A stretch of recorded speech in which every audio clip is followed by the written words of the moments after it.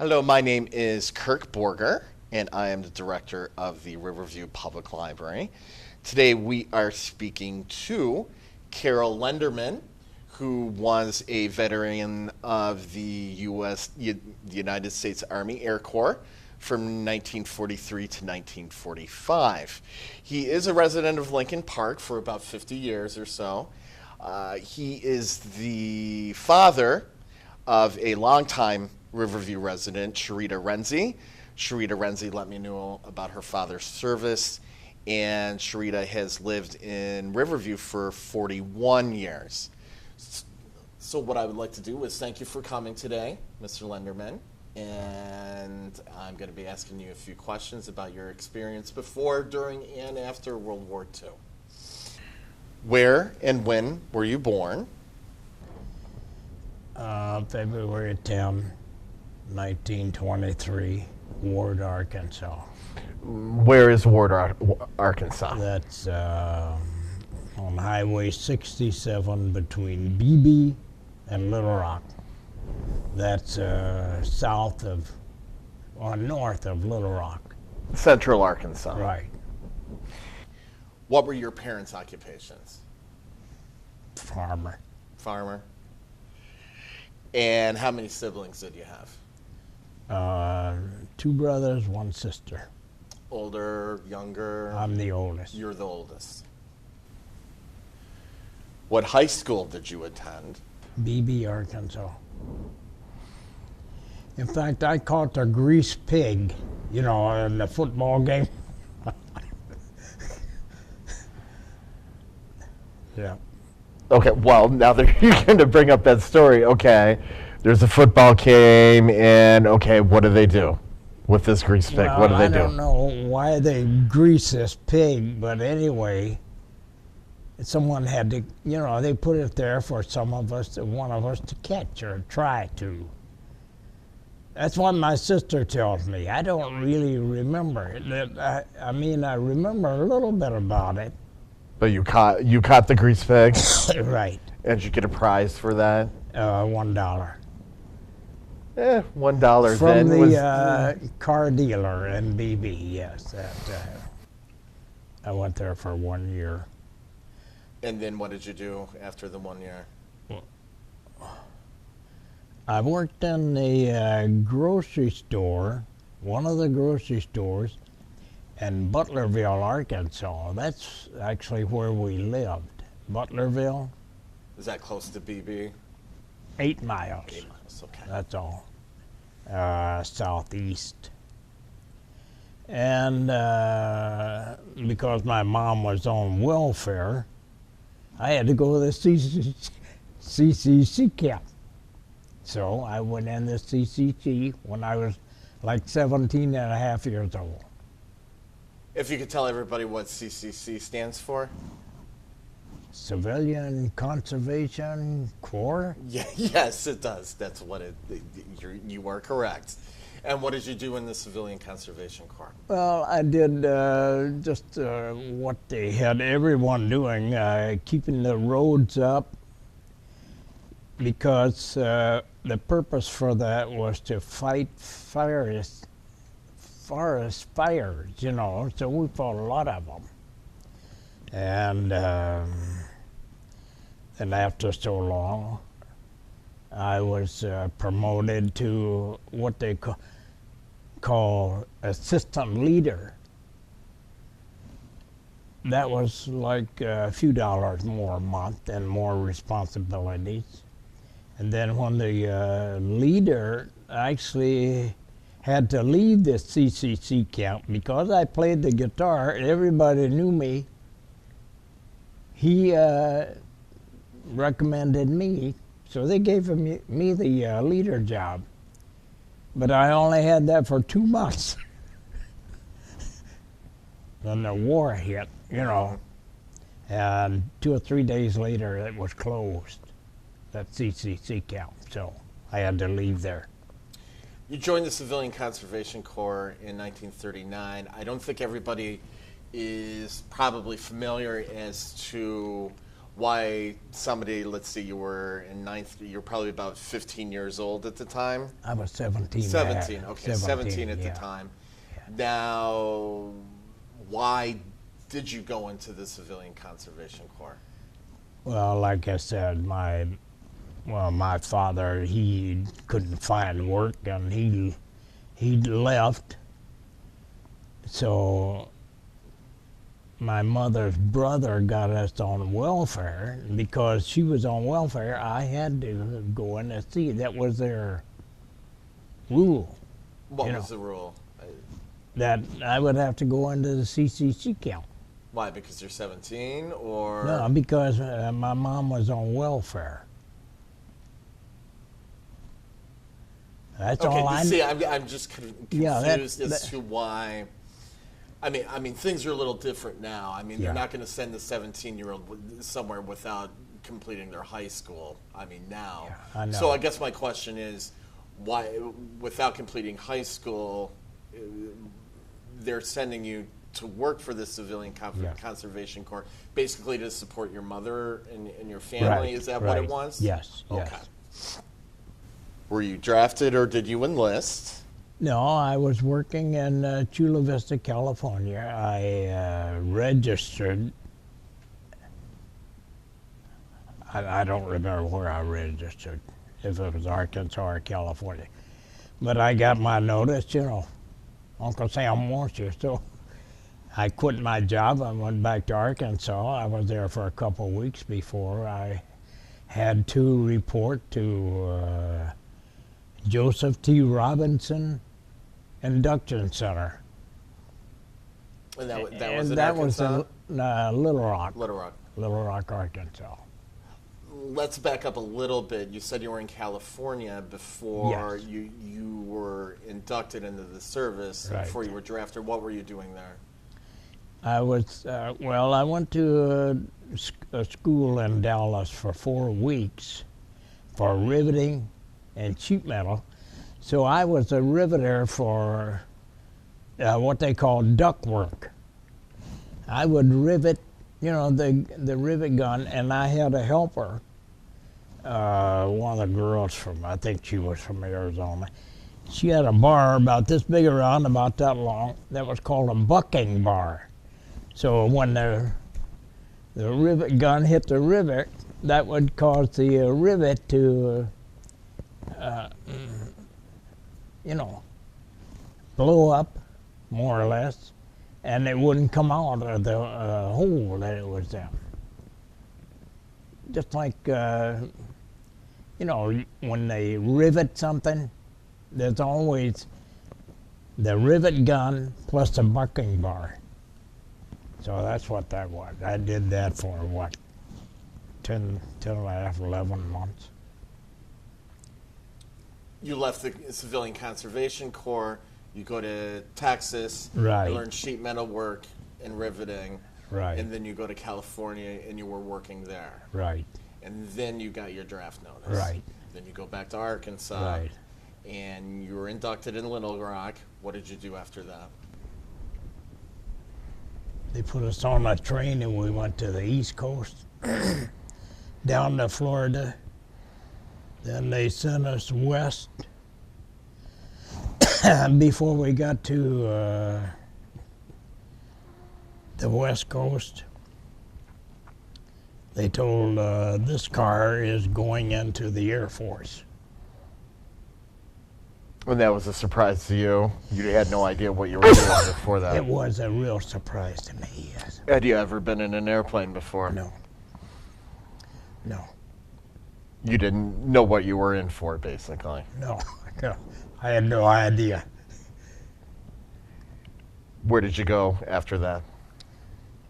Well, that was in Biloxi, Mississippi, and for basic training, and then went to Amarillo, Texas. Amarillo, Texas. No, I understand. What did you do in Amarillo, Texas? I'm sorry. Technical school for B-17 bombers. 6 months. When you say technical school, what exactly were you learning? Well, you take everything apart and put it back together. You have to learn what everything all about it. except for the guns. We didn't get any gunnery training there. It was just mechanical. Now, doing your actually basic training in Biloxi, what was that like? Well, it's, jogging and all of that. First thing they did, they cut everybody's hair. And naturally, the sergeant, he bragged about everybody was glad to get all of their hair cut off. Everybody, you said everybody was Yeah, glad to get it cut off? Yes. Why? Well, that's just what he said. Oh, that's just what he said. Okay. We didn't say that, but that was it. Was it a lot of, what I'm guessing is it was a lot of some classroom instruction and then also hands-on there on the was- airplane, There actually? was some classroom instruction, yes, and mechanical. Yeah, we would take engines apart. Were you mechanically inclined before you took this training? Not really. Not really. I didn't know it. Do you think did you learn anything in that mechanical training and through your service that you could still apply now? I've forgotten everything. You forgot. Okay, so Forgot you went back to being not mechanically inclined Right, after the right. service. Okay.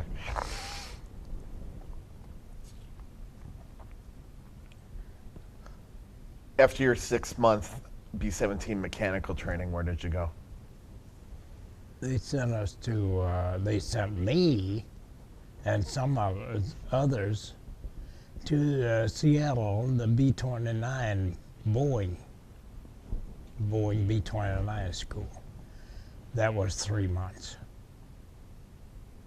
Was That's it where was it the same kind of thing that you were learning that you It learned was, to it was almost the same thing, but it was more involved, because the B-29 was newer. And that's where I learned to roller skate. do? You learned to roller skate. Why would you learn to roller skate there? That's all there was to do. Oh, so-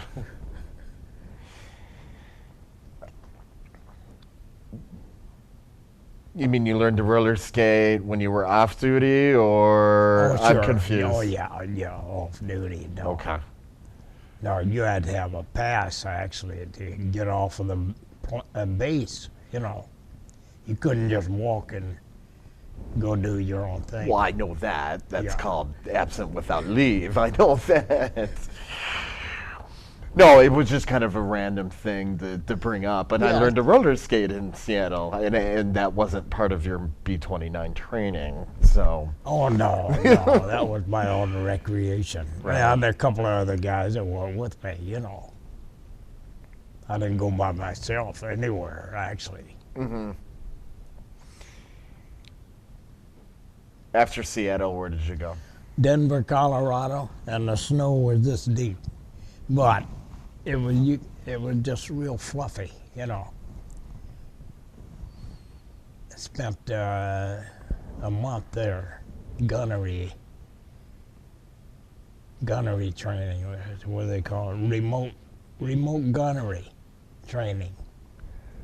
Explain a little bit that to us, since we have this idea that every a tail gunner is actually pressing the Well, trigger of the gun. Explain that a little bit to us. See, all of the gunners on the B-29 had remote, you had your own switches. You didn't touch a gun to fire it. You hit the switch and it would fire.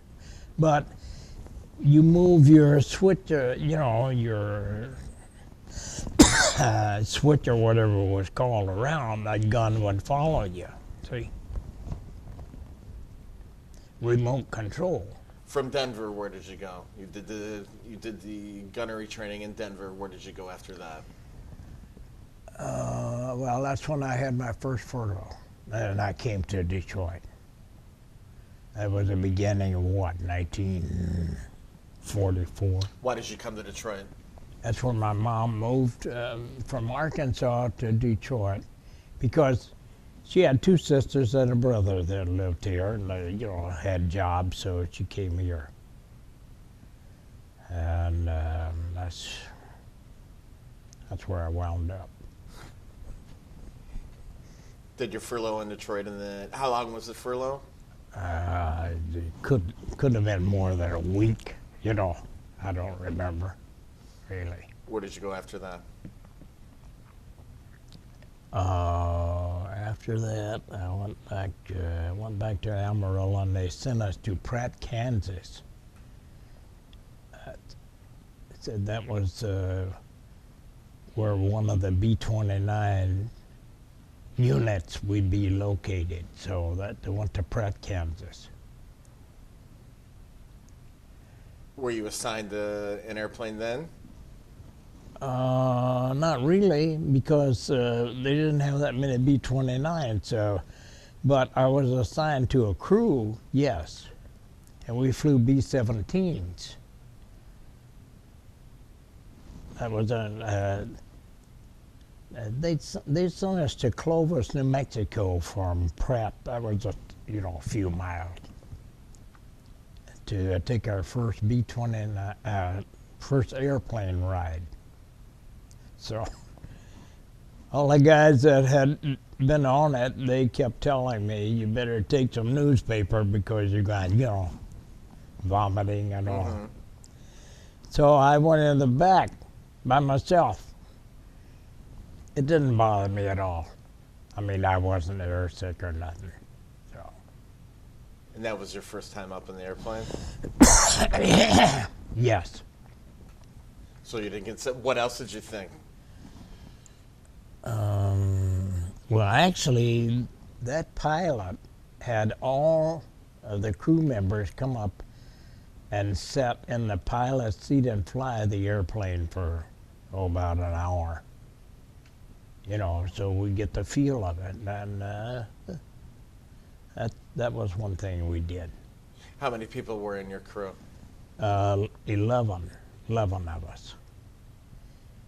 5 officers, and or was it 6 officers and 5 enlisted, whatever.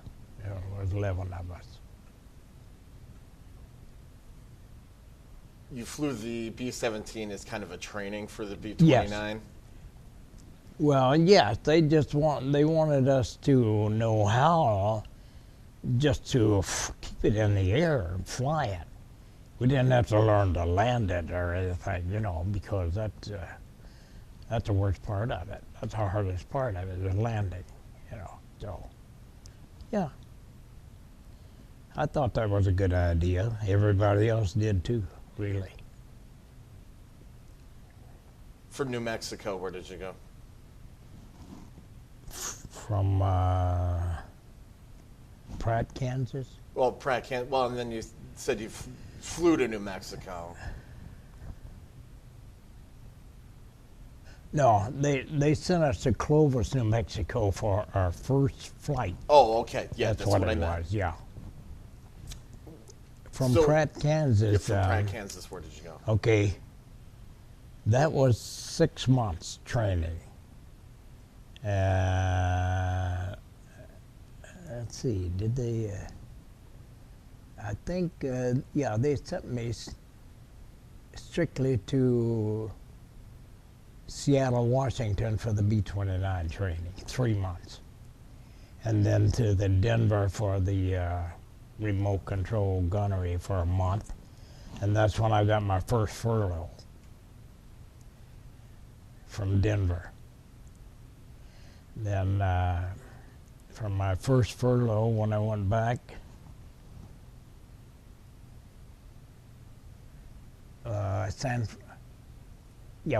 we came back to Pratt. Then they sent us to San Francisco. So how long were you there? From San Francisco, they sent me and the rest of the guys that were with me there to Hawaii, Johnson Island, Kwajalein Island, to Saipan, What were you flying? in the regular airliner. Just a regular airliner. Right. You get to Saipan and you get assigned to a B-29, I'm assuming? Yes, yes. How many crew members are on a B-29?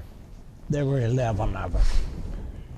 There's a pilot, co-pilot, navigator. Bombardier, navigator, engineer.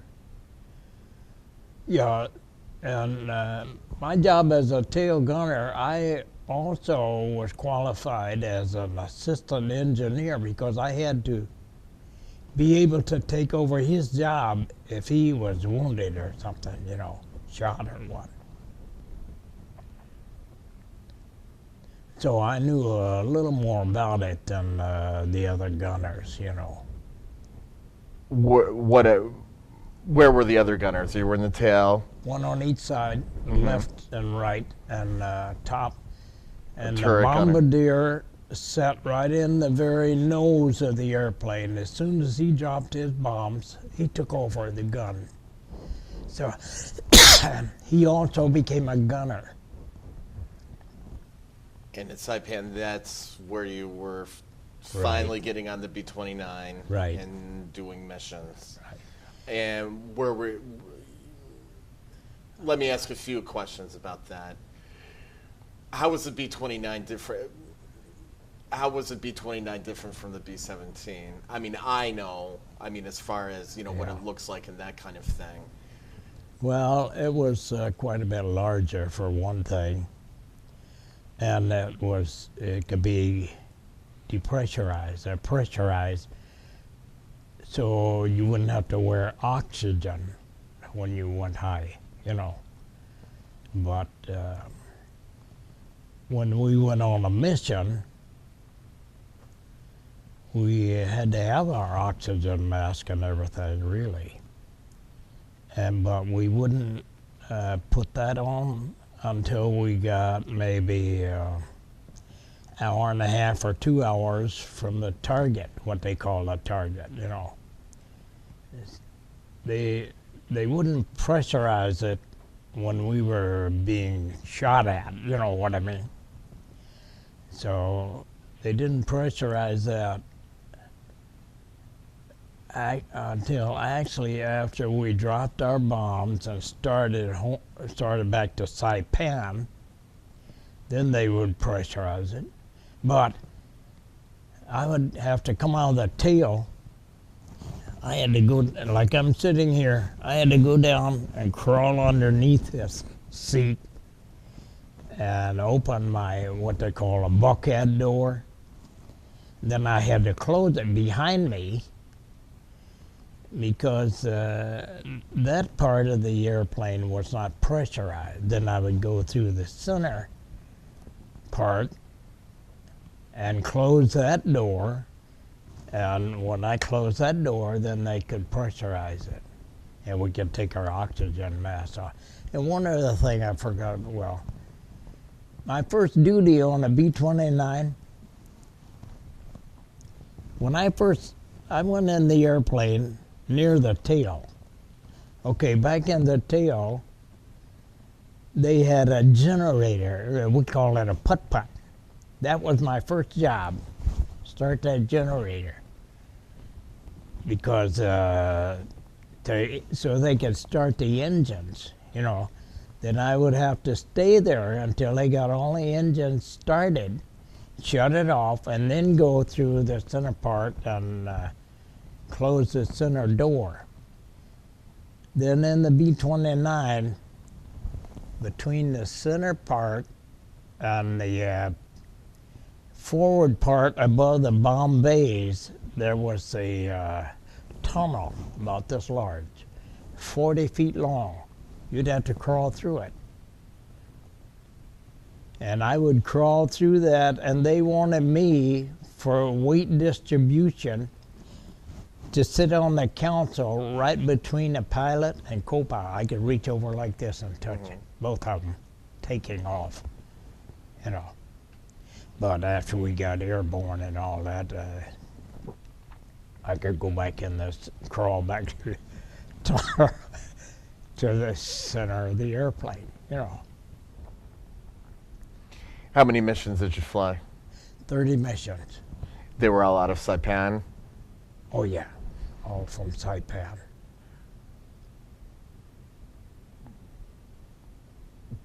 Could you tell us your feelings on your first mission? Well, it was, something you think about. When we got to Japan, naturally I couldn't see. I'm just seeing where we were. So I looked around and I saw this Mount Fujiyama. That's snow covered, But I saw that. We went over Tokyo 19 times, and every time I went over it, saw that.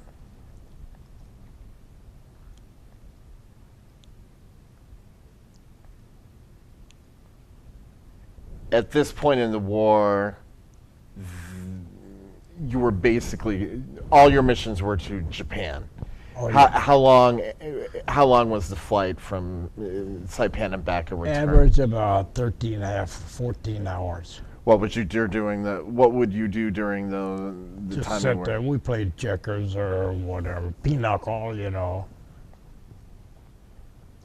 But the Super Dombo trip that I was telling you about with lightning and raining and all of that flight was like 22 hours. We were in the air for 22 hours. Because of the weather? No, because of the fact that we had to be there. If you could explain that to us, because you said that one plane would be assigned to, like, fly a perimeter. Right. Just So explain that to us, please. that was in case one of the planes had to ditch in the water, so we could they could send their location of that plane to the submarine. There were submarines out there waiting to pick us up, and a lot of them did. Just lucky I didn't have to. But, so the reason that flight was so long was because we had to be there before the rest of them started bombing over the bomb run. And we had to stay there until the last plane was out, see? So that's why that was such a long, that was 22 hours. Of course, they gave us food, lunches and whatever. Did you see any planes go down during that mission? Oh, yeah. How many? Well, not that particular mission. Oh, not that, no. but well, that's what I was asking No, about. Not that no, particular not mission. that one, no.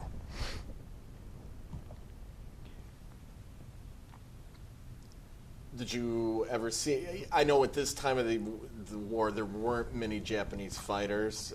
Did you see in any of your missions Japanese fighters? Oh, yeah. You did? Okay. We had a lot of them that would come up, yeah. Yeah, oh, yeah.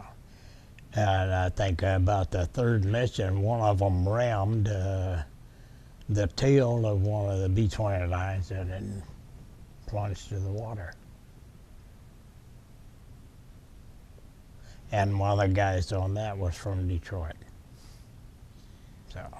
Yeah, because I know with this, it wasn't so much the Japanese didn't have the planes; it's that they didn't have the people to fly them at the time, or they hadn't gone through a lot of training at the time.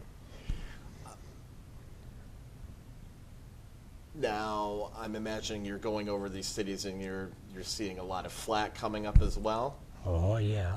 Oh, yeah. Which was scarier, the fighters or the flak? Both. Both. Oh, there were a lot of fighters there.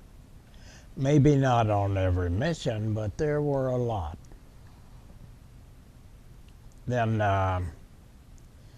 every time there was a mission, one of the B-29s was designated, what was it called?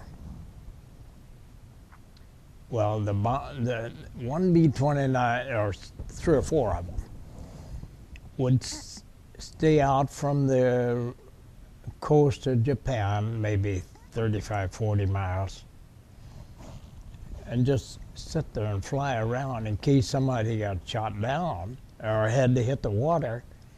They could radio the position to the submarine out there. See? So, Super Dombo, that's what they call this mission. So we had no bombs. I had guns, that's all.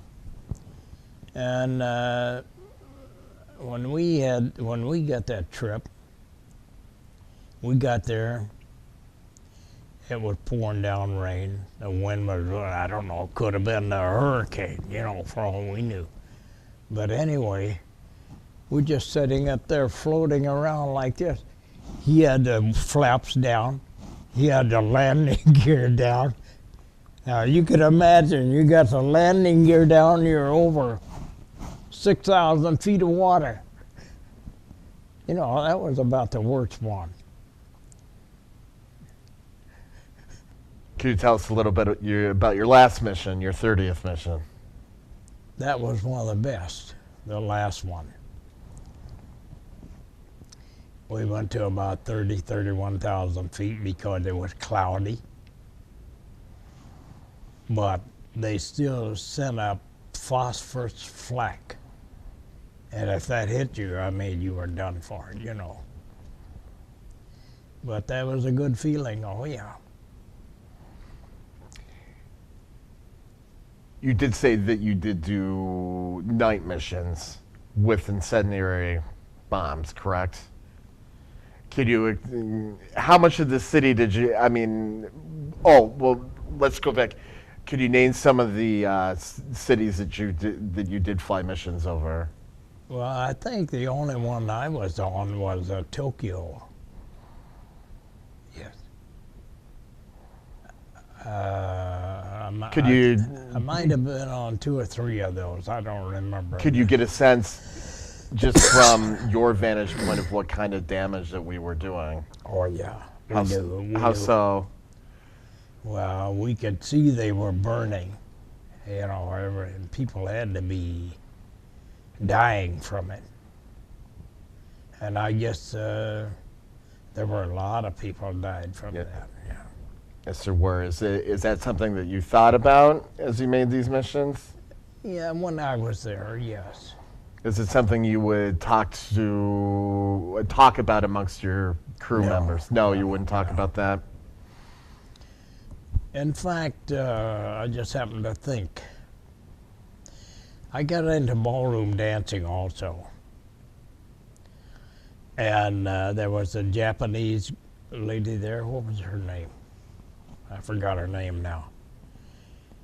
Anyway, I was dancing with her at one of the dances. And she said she was from Japan. She's going back to Japan to visit her 100-year-old mother. So the next time I saw her, her mother had passed away. But after I had this heart surgery, I was out of the dancing business for a while, so I didn't see her anymore. Yeah, but meeting this Japanese woman kind of brought back all the memories of you flying these missions and... Right. I don't think I ever mentioned to her that, I bombed. It probably wouldn't have meant anything to her anyway, because she probably wasn't even born yet. I don't know. Who knows? Yeah, but it made you think. Yeah.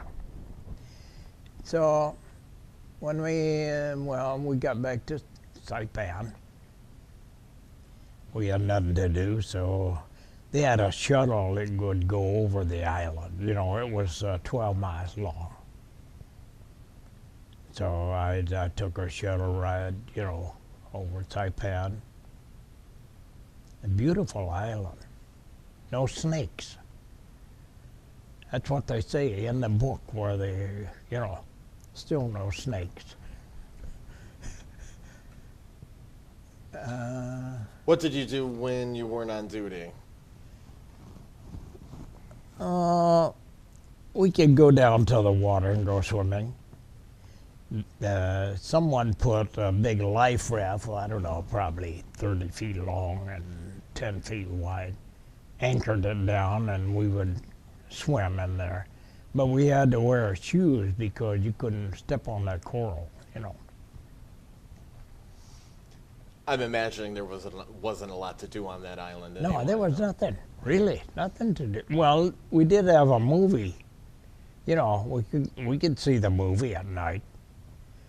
Just, I don't know, it was half a block from where we were staying. How did you stay in contact with your friends and family? Write letters, that's all. I wrote to my mom, that's all. You know. Did she write back? I Oh, hope. yeah, but that takes forever. You know, what's it like now? When were you discharged? I think it was in October 45. So soon after the war ended, then. Yeah, it ended in, oh yeah. Ended in August. When we finished our 30 missions, the tail gunner and I, they left us there on Saipan. They sent the other guys somewhere, I don't know, probably Hawaii. But they kept us there for 30 days, for a month. And then they put us on an LST ship. I thought to myself, well, I never ever got airsick, but I probably will on this. Probably get seasick, But right? it didn't bother me. There were 3 of these LSTs. One of them broke down, so one of us had to tow it. So that slowed us down probably to 4.5, 5 miles an hour, you know. Took us 19 days from Saipan to Hawaii. How long did you spend in Hawaii? Well, we were there for a few days, and then the war was over. Or how did you feel? I was glad of it, you know, good. We're going home, you know. Yeah, that was a good feeling. From Hawaii, where did you go? South Carolina. I forgot the name of the city. So you went from Hawaii all the way to South Carolina.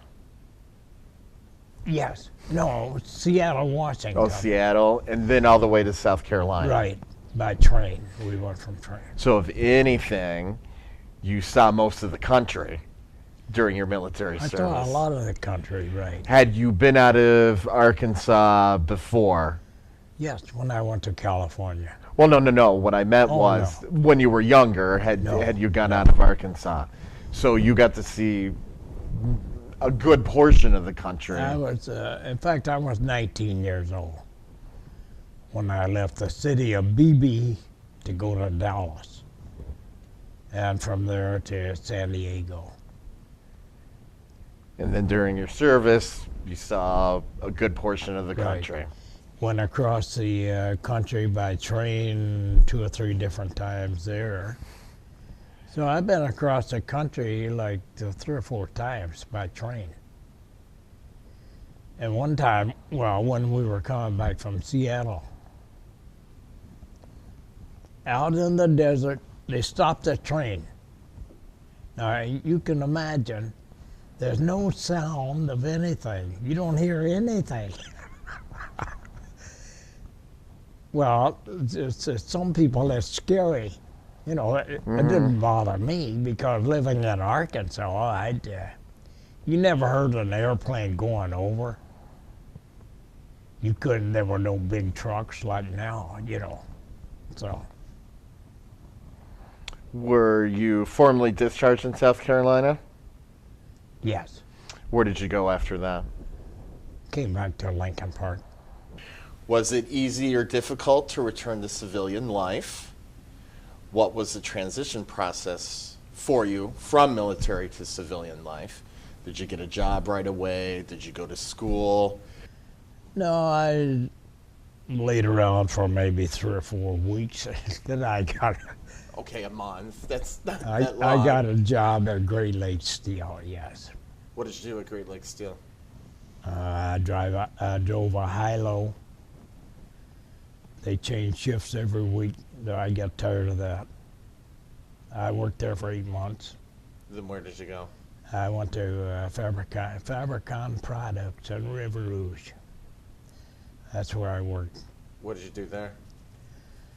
Worked on a press as a press helper, then a press operator, and so on.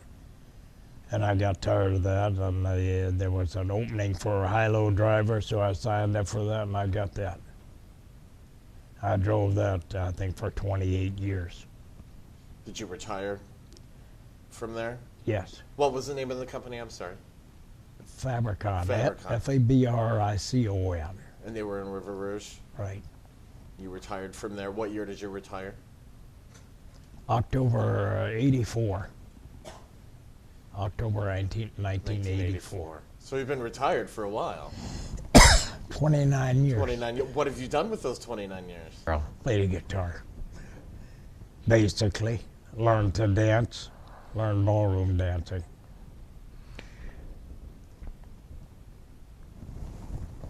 How many children do you have? 2, son Bob and a daughter Sharita. How many grandchildren do you have? 3 grandsons, 3 granddaughters, 6 great-grandsons, 1 granddaughter. Sharita's a granddaughter. Another one on the way. My son's daughter lives in Ohio. She has 4 boys, and she's expecting again in February. Do you stay in contact with people that you knew from your military experience? I was in contact with a couple of them, but we just got to the point where we didn't write back and forth, you know. Well, you went on with your lives. There was one fellow from Garden City that I knew. I called him, but you know. Nothing came of it. No. Let me go back to a question that I forgot to ask. Of your B-29 crew, were there any casualties? Were there anybody who did get injured or wounded or? No, that was a good part about it. None of us were injured in any way. None. That's good. We're very fortunate. Do you belong to any veterans organizations? First, I joined the American Legion, but you know, I wasn't a beer drinker or anything like so. I just dropped it. How do you think the service impacted your life? And if there's one thing you could tell everybody or you would like to let them know about your experience, any lessons you learned, or just maybe just one thing you would like everybody to know about your experience, what would it be? I don't know. I can't understand why people all over the world just keep fighting wars, you know. That is beyond me, really. That's the worst thing. Because everybody has a right to live in peace. You know, they should anyway. True. And I'll tell you something that one of the orchestra leaders said. I've seen him on TV. If everybody would pick up an instrument and learn to play, there wouldn't be any wars because you wouldn't have time. You know? Because everybody would be playing an instrument, correct? Yes. All right, Carroll. Well, thank you very much for coming in. Thank you very much for telling us about your experiences during World War II. And thank you for your service to our country. Thank you very much.